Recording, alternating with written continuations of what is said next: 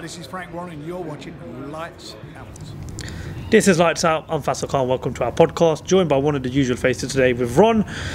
Ron, we're going to start off the podcast by talking about Saturday night's action at the O2 Arena. It was a Frank Warren show, Frank Warren promotion and Queensbury promotion. Obviously, a lot of excitement when Billy Joe Saunders had to pull out of his fight against Martin Murray, scheduled to defend his world title, but due to an injury for the second time, he's had to pull out. And in stepped Roberto Garcia. So it was for the WBC silver middleweight title. And Martin Murray victorious in the end. What did you make of the fight? I mean, it was a good win. It was a win that he had to get, for his career. His career was on the line there because, he's like we said always about Murray. He's the almost man. He's been on 4 occasions. He's been in title fights and he's lost out. But I was happy for him. It was a laboured win against Garcia, who came in with his dirty tactics. There was a little bit of argy-bargy in the lead up to it, and I've got to give credit to Murray, considering late change of opposition. That could be quite good, throw a fighter off as well. When you're training for a certain style fighter, and he was fighting Garcia, who's no slouch himself. Who's undefeated in the last 10 years, wasn't it? We looked at against Margarito, but it was a comfortable points win for him overall. So well done to him, and hopefully opens the doors for him for the future. I mean, obviously Roberto Garcia was deducted points on two different occasions, so it just kind of said what Garcia was looking to do, probably try and get under the skin of Martin Murray. Maybe them tactics might work out in America, but it certainly didn't work out on Saturday night, did they? It was it's not something that we want to see in boxing, do we? Who's up against it. Martin Murray, who's been with the better opposition in his career. He's got a better resume. Despite he hasn't won those fights, but still he's been in better quality fighters. He's against a kind of with the crowd, with Murray supporting Murray as well. He's fighting away from his home country for the first time as well. So, but all credit to Murray. That he got the win. He was a better boxer, cleaner punches. What did you make of it all? I mean, obviously, looking at the fight, obviously you mentioned Roberto Garcia hadn't lost in a number of years, and I think it always can be difficult when you're preparing, i.e. for a Billy Joe Saunders, and then I think in the last 2 weeks leading up to the fight, there's a change in opponent. I mean, if you don't believe me, just ask Anthony Joshua and how he struggled with Carlos Takam when Kubrat Pulev had to pull out a day fight last year. So, I mean, looking back on the fight, it's not going to be remembered as a boxing classic. I think it's job done for Martin Murray, and I think now it opens doors to perhaps maybe a shot at the world title. I think he's in a bit of a queue though. Thinking about it with the Golovkins and with the Canelos, because of course Daniel Jacobs and one of the Daniel Jacobs as well. There is a bit of a long queue. I don't know where he fits into that. I think that's Frank Warren. He's gonna work his magic and get his man the lucrative fight, that title shot, which he's so yearning for. He's, like we said, almost man. I think obviously you make a point there about being the almost man, but then again you mentioned the resume, obviously taking Golovkin 11 rounds, George Groves, Art Abraham, Sergio Martinez. He's got to have that one last opportunity at the world title. I think if he wasn't to get that opportunity and he was to somehow walk away from boxing, then I think there's a lot of question marks. Did Martin Murray have that last run in him? Had he had that last opportunity at a world title, what would have happened? He feels a little bit hard done by. On 2 occasions he was denied by Billy Joe Saunders. Whatever we made of it, it was disappointing. It would have been a great British kind of fight to have seen. Who would have come out? I had Billy Joe Saunders winning that fight, but will he get his fairy tale ending? We'll see. Well, obviously he's at that age as well now. There was talks after the fight. Obviously, Martin Murray saying that he would be up for fighting Billy Joe Saunders and trying to make it happen for a third time. But obviously, there'd have to be some sort of insurance policy behind it. Whether that remains to be seen. It would be interesting for Martin Murray if we can get a world title shot. There's me kind of playing matchmaker here. What about Murray versus James DeGale or someone like that? Well, I mean, they're both coming at interesting points in their careers. I think the harsh reality in this is that Martin Murray's not going to have much of a say on his next opponent, because there's been a lot of talk about James DeGale potentially fighting Billy Joe Saunders, and that would mean Billy Joe Saunders would have to move up to super middleweight. I think what Martin Murray needs to do is bide his time, keep himself active, keep himself fighting. And I do believe Frank Warren is a word of his man, and I do believe Martin Murray will move on to a world title shot, whether that's against a Billy Joe Saunders or a Gennady Golovkin, or maybe even a Canelo Alvarez, who might just win the world title in the rematch against Gennady Golovkin. You know, it's a story for a different day, but I do think the main thing for Martin Murray is to build on this win against Roberto Garcia. And just hold that for the world title shot. But we'll move on now, and we'll talk about the beast from the East, Anthony Yard. You know, first time he went in there against the Southpaw, so it was never going to be an easy fight, and he come up against an opponent that had never been knocked down. You know, never been stopped in the distance. What did you make of Anthony Yard's performance? It's a professional performance, wasn't it? He's done it before, where he's been in with more experienced fighters than him, and he's got the result, and he's done it in clinical fashion now. I mean, that's taken his record to, 15 knockouts in 16 fights? 16 fights, yeah. So he's kind of going on to bigger and better things now, hopefully. And last time we were here, we were saying about him potentially having a future bout with Buatsi. Yeah. Do you reckon that would be too early? We've seen what happens when these British fighters may get made too early. I mean, Chamberlain and Nicole, you know. Do you know what it is, Ron? Yeah. I mean, I think we've got to look at the fact that in terms of an amateur career, Anthony Yard only had 12 amateur fights. So to come onto this light heavyweight scene where there's some top contenders in there, not just, you know, in the world, but domestically wise, there's a lot of top contenders. And I think to have 12 amateur fights and then to move on in such a quick process, and to move on into becoming a professional, and to winning 15 of your first 16 fights by knockout says something about Anthony Yard.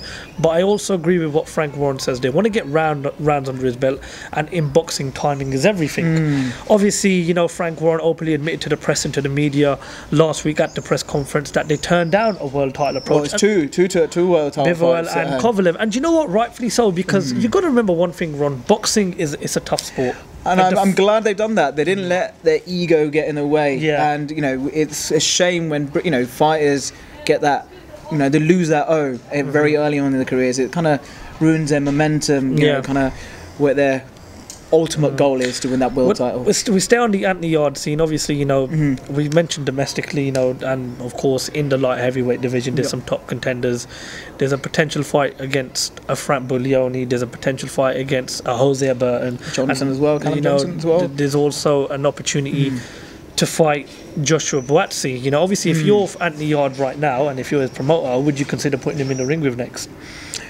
I mean, if there's no British kind of fight available, I would go for a European title. You know, kind of really pushing him. You know, whatever fight he takes next is going to be a step up from his last. That's it. That's the goal. And, you know, you've spoken to Anthony Yard and his coach, and, you know, you had a really good impression of them and what they're trying to do for the future. I mean, what do you reckon they'll do? I think the European. I think my opinion is I'd go for a European title down that route. I think, or Commonwealth. The good thing about Tunde and Anthony is number one, that the relationship is spot on between a trainer and an opponent. I think it's brilliant, the relationship. And number two, obviously, as I've been fortunate enough to speak to him, you know, behind the cameras and stuff, they're not going to rush this process.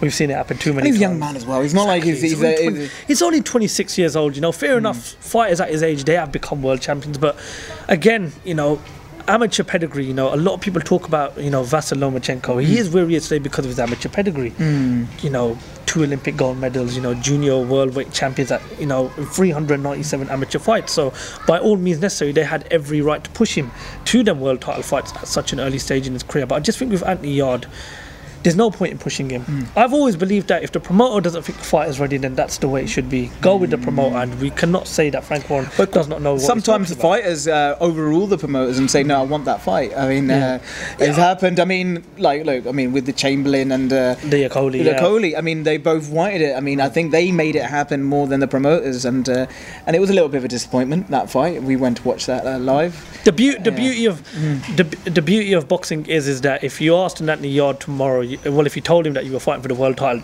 tomorrow evening, he'd fight for a world title. That's the beauty of boxing. But then again, you know, I think the smarter boxer goes by what the trainer says and what the promoter says. And I've got to say one thing, you know, it's, you know, Tunde Ajayi, you know, he's been around, you know, he's worked with the likes of Derek Chisora, you know, he's grown up with Dillian White. He knows what he's talking about. He knows what he's doing. They know what they want to get out of this kid in Anthony Yard. And I think if Frank Warren is openly admitting that this guy is not going to be pushed for a world title, who are we to question that?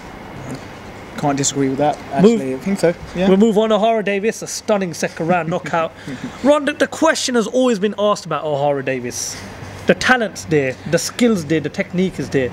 But is he mature enough to step up to that level? I hope so. I hope he's turned a corner from that Josh Taylor defeat. And of course, obviously, what happened with the Sun newspaper tweets and the you know tweets. what? He hasn't quite helped himself with that. He didn't kind of, you know, put himself in glory with that, you know, kind of with those kind of antics there. And I remember him squaring up with was it Floyd Mayweather? Yeah. You know, in regards to Tank Davis, you know, Gervonta Davis, and you know, I'll put me, you know, what about me? But I was like, I think there's levels, and he's got to bide his time. You know, obviously he's an exciting fighter. You know, we want to.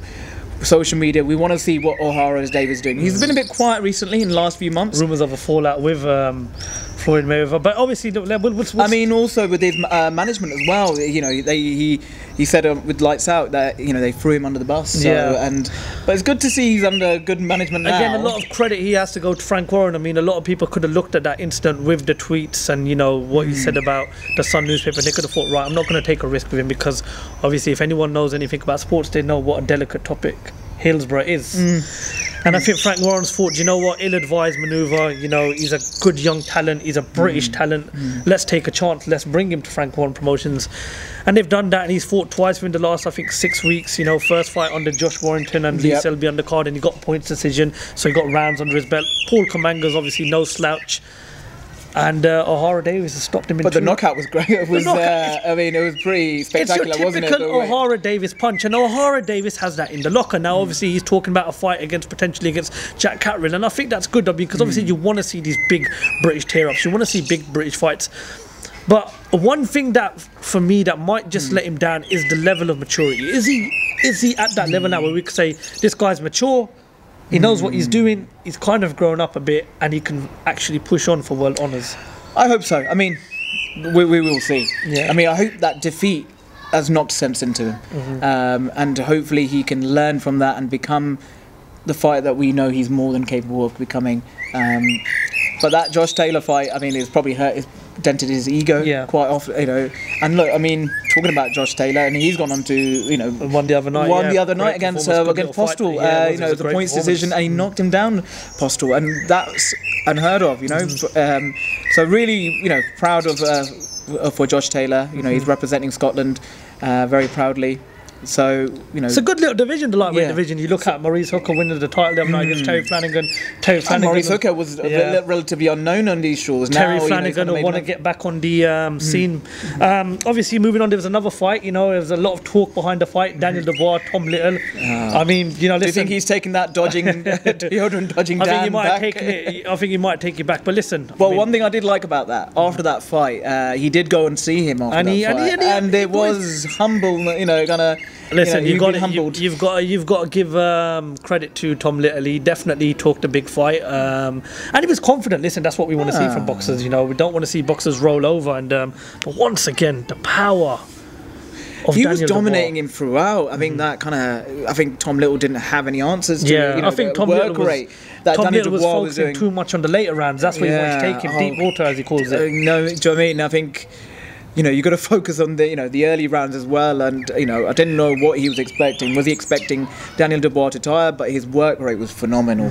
You know, he was kind of throwing that ramrod of a jab in throughout, and you know, landing those power punches at will. And he was a standing target for him, and he got stopped by the referee. Every fight we watch Daniel Dubois, and we just think, my gosh, this power is something else, isn't it? It's worrying. Well, he's won the British title, quicker than the English title. The British title. Yeah, Southern Area champion as well. I mean, quicker than Anthony Joshua did. So there's a bit of noise about him now, and people will take him a little bit more seriously.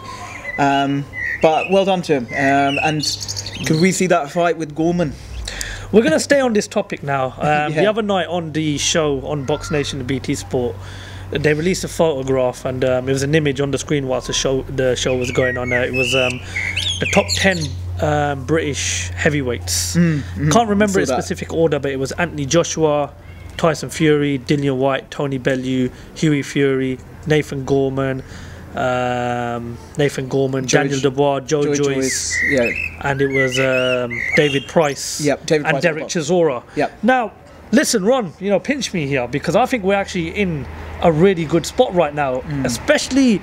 Forget international wise, especially domestically. Well, if we were, I mean, you said about international. If we were to compare it to another nation like the US, I think we are very fortunate with the talent that we have in that heavyweight division alone, in comparison to the US. US has always dominated. I mean, then we had a period where the Eastern Europeans kind of dominated with the Klitschko's and So we are sport for choice. With I mean, that list that you kind of read off there, do I agree with the order? I mean, it's debatable. I will say yes or no. Obviously, Joshua definitely belongs at the top. He's kind of king of the throne at the moment. Of course, three of the belts. Three of the belts, undefeated, 90-odd% knockout ratio. You can't argue with that. Number 2, I've got a little bit disagree with there. Tyson Fury. Yes, he is undefeated. But has been inactive for 3 years. Has come back in his first fight against. Do you know what I think? In a Sefer. I think. Would you put him there? Would you put him as 2? Right now, I wouldn't put him there. And obviously, you know how I feel about Tyson Fury. I'm a massive Tyson Fury fan. I think Dillian Whyte's been a bit hard done by, not only in terms of rankings, but also in terms of he should have been number 2. I think that's it. I don't think there's no ifs and buts about it. The fact that he's not been pushed for a world title yet really says a lot, and I think it's a bit unfair. This is coming politics. Well, this is coming from a guy that put up a great showing against Anthony Joshua, but obviously it was not enough, and he's had to kind of rebuild his career. And bear in mind at that time he wasn't with Eddie Hearn and Matchroom, and then he's moved over to Eddie Hearn and Matchroom. And he's become a different fighter. Okay, the Hellenius fight wasn't the greatest of fight, but the Chisora fight was a big test for him. And he came through that. And Derek Chisora obviously is in that mix as well, in the top 10 domestic-wise. He is, and I would put him there. I would agree that he's further down that list. I wouldn't put him in the top 5. That's my opinion anyway. But back to Dillian Whyte, I think he should definitely be number 2. He's where is he in the WBC rankings? Where is he in all the other boxing organisations? WBC's ranked in the top 2. He should have had that shot against Deontay Wilder. I don't know what that was. He's kind of being avoided. And rightly so. He's got Dillian Whyte has got that X factor in him. Well, the performance against Lucas Brown. Obviously we've not seen much of Lucas Brown. He was an undefeated fight as well. That just, you know what? I think that performance kind of sends out a message. I think Dillian Whyte has changed a lot about his performances in the ring. He's a lot more sharper. It looks as if he's got that edge about him now that can finish off an opponent. There's a lot of people who are saying Dillian Whyte, he can't finish off his opponent. Dillian Whyte likes to take his time. If you're going to become a world champion, finish off the opponent. There's a lot of people saying that had Dillian Whyte been a better fighter against Anthony Joshua, he would have knocked him out. It's all ifs, buts and maybes. But do you think the approach of Dillian Whyte now is finally right? Work with Mark Tibbs? I think with listening to a recent interview, he's saying about he's changed his training method. He looks a lot trimmer, in his fights now, because he looked a little bit bulky for my liking. And I think his fighting style changed now, where he was pretty reckless, and then obviously against an operator like Joshua, who will pick you apart, but he is a dangerous fighter. He's got that, but he's come on leaps and bounds. Since he's made these changes in his, with his management and his trainers. So really happy for him, and I hope he does get that. He's got that against Parker. Now that's going to be a real test for him. It's an interesting fight, isn't it? It's a fight that definitely both fighters will want to win to get on.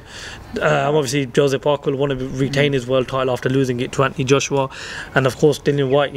A lot of questions have been asked. Why hasn't he fought for a world title yet? Obviously, we're going to stay on this this domestic level right now. There's a fight that you mentioned, and it's a fight that everybody wants to see, and it's the two young up-and-coming talents in Nathan Gorman and Daniel Dubois. We were fortunate enough to see Nathan Gorman's performance against Sean Turner, and you was very impressed. I really liked him. He looks can be deceiving. He looks like this big lumpy guy, and I didn't think he would be as quick as he was. His hand speed was phenomenal.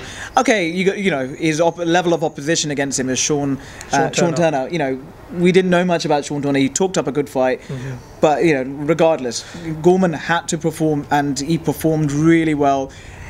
And it's kind of mouth-watering just to think about that kind of proposition of them two kind of meeting in the ring at and one obviously point. he's obviously been trained by the great Ricky Hatton. Yeah. How much does that do for his career? It's inspirational, isn't it? You got him in the corner going back to you.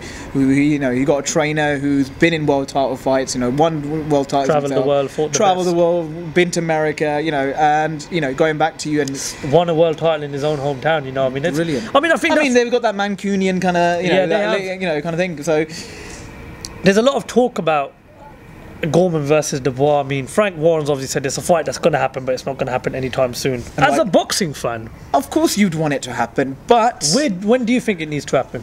A few years down the line, if I'd be absolutely honest with you, because if one of them was to, one is going to lose their own, it kind of, they lose that bit of glamour about them, don't they? Yeah. So why don't we build it up when they both got something to offer for a title? Like one's got a European title or a British title, Commonwealth title. Yeah, something, or a title, just to make it a little bit more interesting. Obviously, Dubois has got something now, a belt now himself. Me personally, I think it's a fight that needs to happen. How long? When do you put time? Definitely next year. Next year? Definitely, and I think it's a main eventer as well. Because you reckon it's a main event? 100%. Okay. Where'd you put it? Where'd you have it? 100% at the O2. 0-2. Do you know? I wouldn't even mind it at your call. The thing about this fight is, Ron, is because you look at the division right now, and Anthony Joshua is going to keep doing what he's doing. We all know what Dillian White's plans are. We all know that Hughie Fury's in that mix. We all know Tyson Fury's coming back. But I think the beauty of this fight is you've got the future of the heavyweight division. You've got the next 15 years in them two fighters. Possibly, yeah. And right, listen, to turn around and say right now that they're both going to become world champions is a bit... I rate them both highly. I think they're both good fighters. I think they are capable of getting to world title honours. But I just think the beauty of these two is that we've got the future of boxing. Now, you're right. Okolie and Chamberlain, it didn't deliver. No. Maybe different fighters, different style of fighters. Gorman and Dubois is an all-out shootout for me. And it's a fight where both... Who do you think... Okay, right now, if they were to fight tomorrow, who's your money on? Do you know what? I like them both. You like them both? I've watched a lot of them. But I think Dubois would probably edge it. You're right, yeah? I think Dubois would probably edge it. And I know, obviously, Nathan Gorman, I've spoken to him a lot, so if he does watch this, please, Nathan, take no offence, But I really do think that Dubois' power it's worrying. I mean, I've heard of rumours, I don't know if they're actually true, but there's been sparring sessions he's had with Joshua, and he's knocked Joshua down a few times, so... The key word there is rumours, Ron, but if it's true, then... Make of that what you want, but...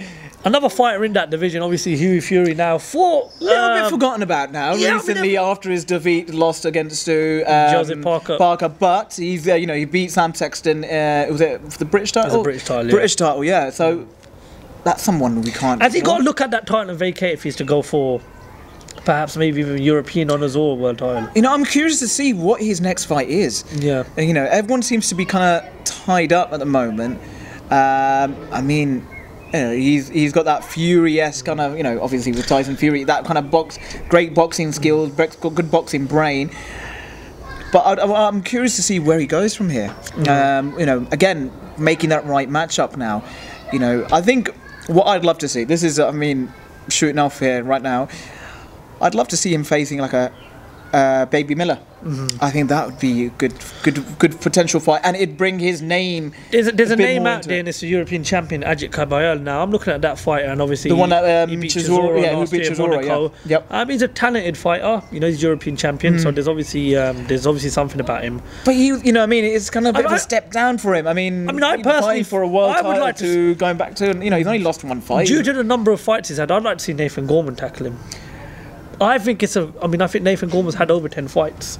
I think it's a bit too early for Gorman. I think Hughie Fury would be a little bit too smart for him. Obviously, got more ring craft and experience. So Gorman will not go down that route. That's my opinion. But Hughie Fury, I'd love to see him tackle someone, a bigger name, someone that will grab the public, and then it will demand a big fight, like against a Joshua, against a Dillian White, against a, who else, whoever it is. David Price and Joe Joyce are the other two names in that division. David Price obviously lost to Alexander. Well, he's at number 10, rightly so. Put up a good account for himself against Alexander Povetkin. Gave as good as he got. Yeah. Do you think obviously it's too little, too late to be thinking on going up that ranking? I don't know. I mean, depends on what he wants to do with his career. Is he coming back? We don't know. I mean, that was a heavy knockout from that last fight, and he did drop kind of Povetkin himself. So it wasn't a sham of a performance that like he's produced before. I mean, what was it? Who's it against the American guy I'm thinking of?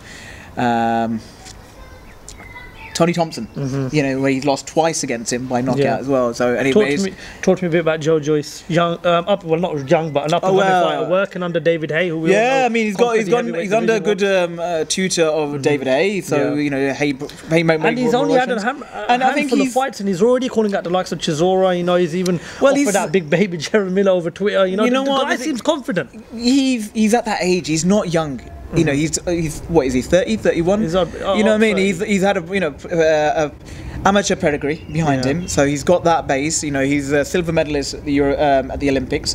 I think he lost against the Tony Yoko, the French boxer, the French AJ as they refer to him as. So he's got something, he's got that amateur pedigree, so that's going to land him in good stead for the future.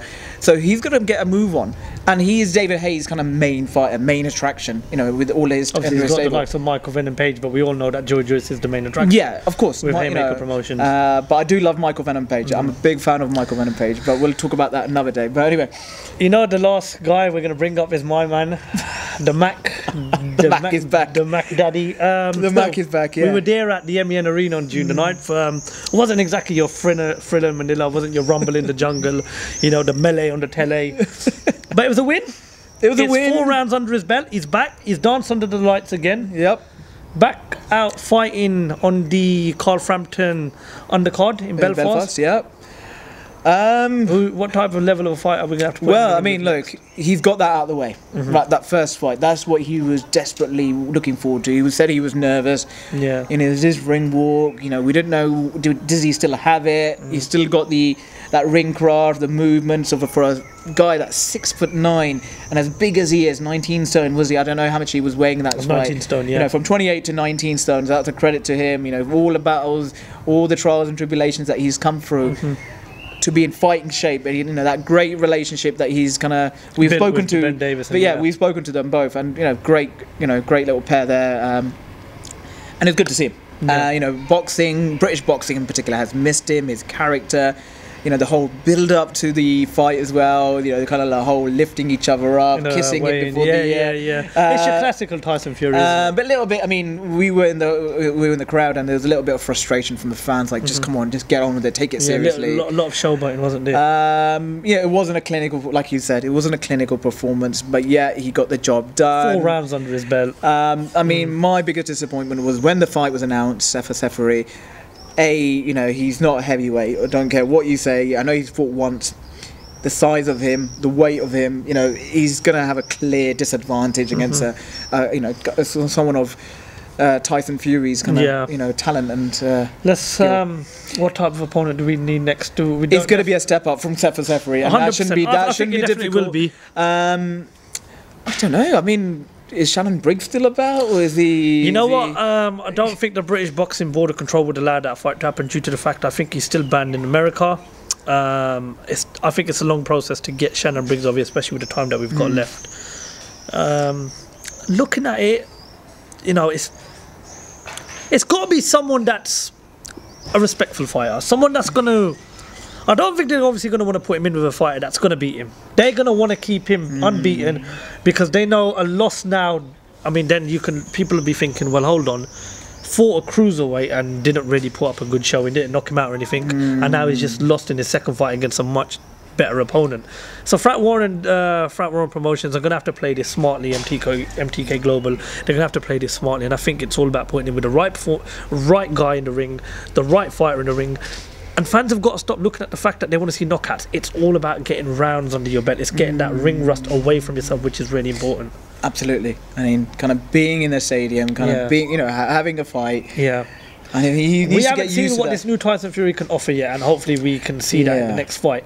I mean, we didn't get to see much of it because of the limited kind of opponent that he was facing. So hopefully someone of a bigger stature, someone taller, someone who could pack a punch. Yeah. So he mentioned that, didn't he? He said, he wanted to know what it feels like to be kind of with a punch landing on him, just to kind of feel that. Well, let's hope it's not too many punches. Yeah. Could lead to a stunning knockout. Steve Cunningham done it once. Yeah. Obviously, lots more to talk about. We'd love to stay here and carry on talking about boxing all day, but we're out of time now. We want to thank you guys for joining our podcast. You know what you guys need to do if you haven't already. Please like, please subscribe, and please comment. Okay, those of you guys watching at home, our pod, we want you to comment on our list and our comments, whether you agree or disagree, whether there's any other British fighters that we've missed out on that list who should be on there. Anything else, Faisal? I'm Faisal Khan. He's Ron. Thank you for watching our podcast, and thank you for watching Lights Out.